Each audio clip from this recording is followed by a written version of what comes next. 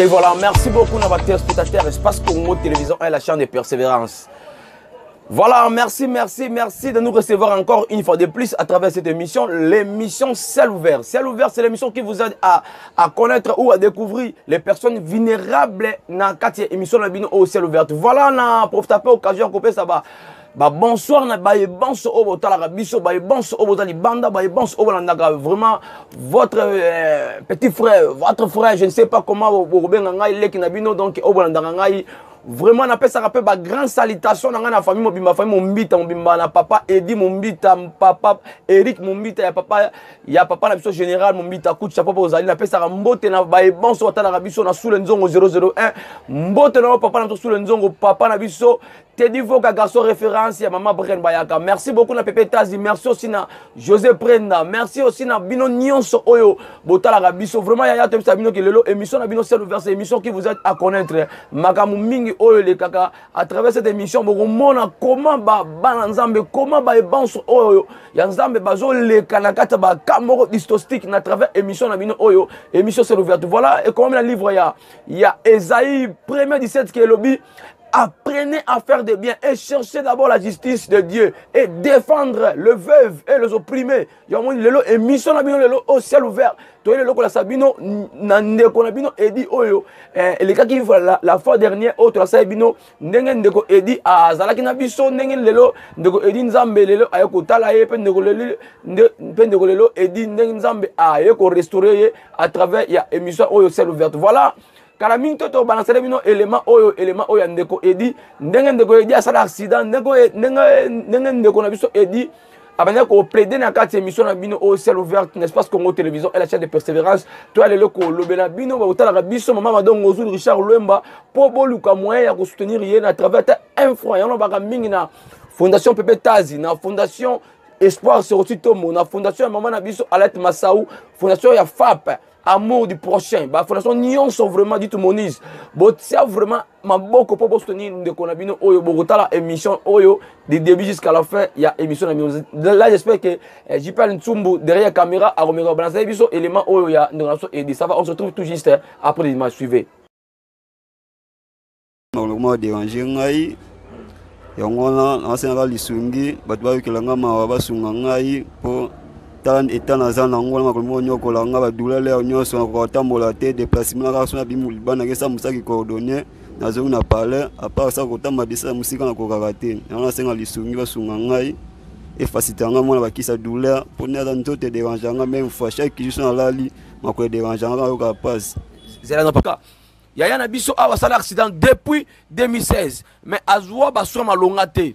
Amona ka passion azo tambola te azo nanda ko ba soin vraiment ya ko lela même à manger nazo biso talanga na musika ya na ngai olataka na poto bien osombaka ba otalaka même ba kabelo za cher bana bandeko na biso botala maman na biso botala bozo belé vraiment botaka belo ba montre belé bolataka bien bolataka vraiment bien mais tala peuple nzambe nezo lela awa peuple nzambe azo plaider devant micro mais a plaider devant yo sori vraiment au tout ça mais ozamu nzambe joie 1 franc, 2 francs. Il y a bien une émission pour soutenir.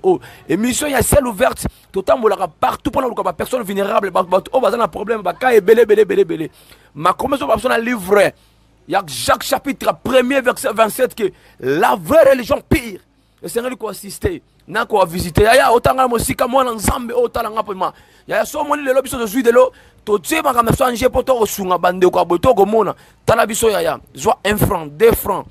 1 franc na o sombe la crédit 2 francs au fait la transport au ti la méga au ti la connexion au sombe la carburant mutuka au sombe la jean au sombe la ceinture luka moyen au soutenir ya edi vraiment azolé là ya omoni biso lo baké bato o ba soutenir ka ba nzambe ba pauvre ba la jamais couvert de honte ba la jamais paie vraiment maboko à 17 ka okaraté yo otala na mosika sokon 10 000 lelo ozui 1 franc na yo wana obomba na poche osungi ya edi j'ai vu qu'elle indimité que ndamba ko kausayo parce que comme dans le livre il y a proverbe 28 verset 27 que non celui qui donne aux pauvres ne fisque un petit rien ne pauvre jamais la 17 mais celui qui ferme les yeux est chargé de malédiction kokanga misute luka bolamu na yo tala matala nzela o tala ngala musika zola no malamu sala somoni tabita dorcas azonga na vie pour na bolamu aboyaya otanga musika so moni lelo Bartime et so moni lelo na biso Ezekias azonga so pona bolamu yo be sala bolamu nzamba ko restaurer famille na yo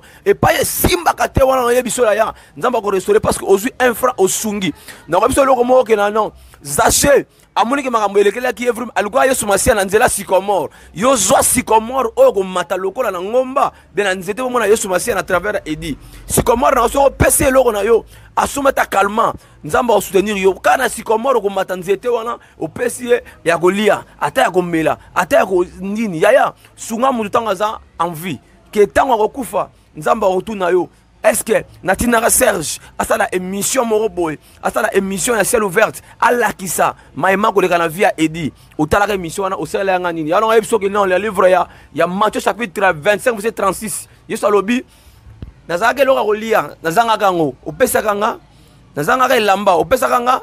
Nazanga to pesa kanga yango lelo oyo zwata ya ko pesa ya Edi même eloko ya Edi de parce que batali balandi yo bako zwa yo neti ndenge nini po bako zwa parce que ni ezabwe na travers émission oyo bako mona yo mais butu donc senga funa mila kisa douleur tonga tana faute na mila kisa douleur so na metna na santé donc ça ne va pas ntote komara bongo kaka. Merci beaucoup wa to solango ya Edi na biso bana tongo ti yo koma na pokwa osala combien na musala no o 1000 francs plutôt pegara.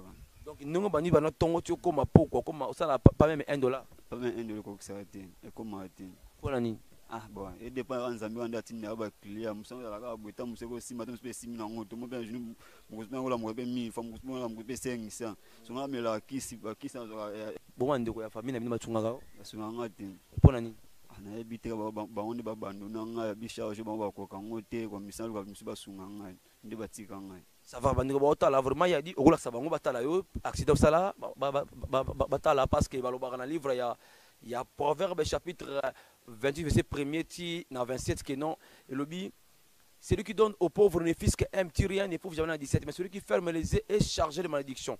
Voilà bandeko batali bozo mona biso ba baso bozali banda mboka obolandaka ebiso na biso ciel ouvert vraiment bozo tala wana zali ndeko na bino mwana bino na kombo ya Edi asalaki accident game tutaye ekima nde Edi akoma kosala musala oyo ya kobama papa oyo bana tongo ti pourquoi mais pas chose.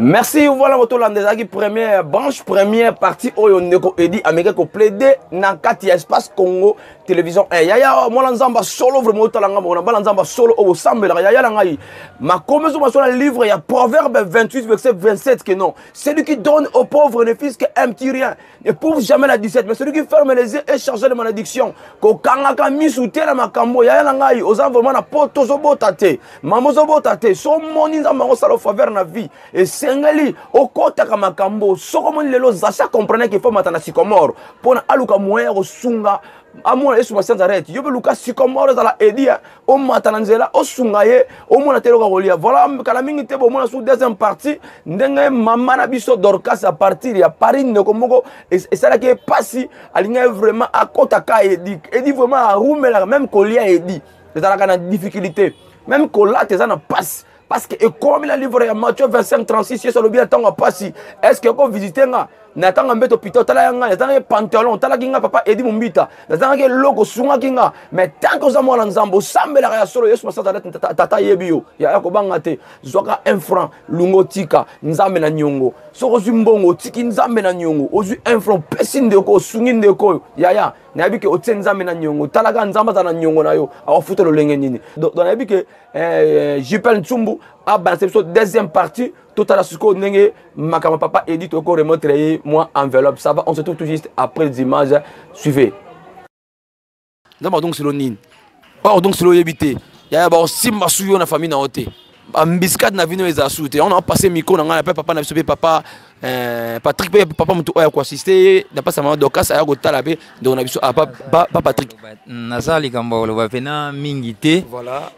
Juste kaka na remettre enveloppe oyo. Voilà, je pense que yangwana non, je sens que au moni enveloppe n'est pas privée, ils a yo mon akatuana, au moni enveloppe na yo, voilà. Et même savon, je pense que papa na yo nzamba pambolio, selon nzamba ko pesa détermination. Voilà, je pense que 1 franc, 2 francs. Voilà, merci Nabino Banso au Bolanda Gibiso, donc comme vraiment na souka na biso émission Lelo, émission ciel ouvert, na biso bo morning ndenge et lesquels qui bino botali ndenge ndeko na biso et dit vraiment je pense que botala qui vraiment balanzamba solo, botala qui vraiment ne makama legla yaya, so moni nzamba ngo sala faveur na vie na vraiment et sengeli okota kama kamba bo et pour ce d'arrêt jamais agotika yo parce que makamne so on a vie no simba te yaya, mais soko ti un franc na yo okoti mkambo yaya nanga, je pense que ozo simba te na vie na nzamba okaosote maboka 17 na vie et kaukaote nzamba ko restaurer, je pense que bolanda qui et mission na biso du début jusqu'à na fin na biso émission. Voilà to comme na souka na biso to se séparer na bino na ni ko pesa ba salutation na bino banso o bolanda ki biso na pesi mbote na ba fondation nyonso oyo botala ki biso na pesi mbote na papa na biso général Mumbita, papa na biso coup de chapeau na papa Edi Mumbita, maman na biso na maman na biso Rachel mbote na yo ba e banso oyo boya botala ki biso na pesi ba salutation nga na antavanga na salutation nga na Pepe Tazi rassemblée salutation nga na José Prenda Madongo Zulu maman Alette Masao bino nyonso o vraiment bo landaka ngai vraiment na komina souka. Merci d'avoir suivi na komina souka. Je pense que on se retrouve à la prochaine émission toujours na Katia Espace Congo Télévision 1. Au revoir.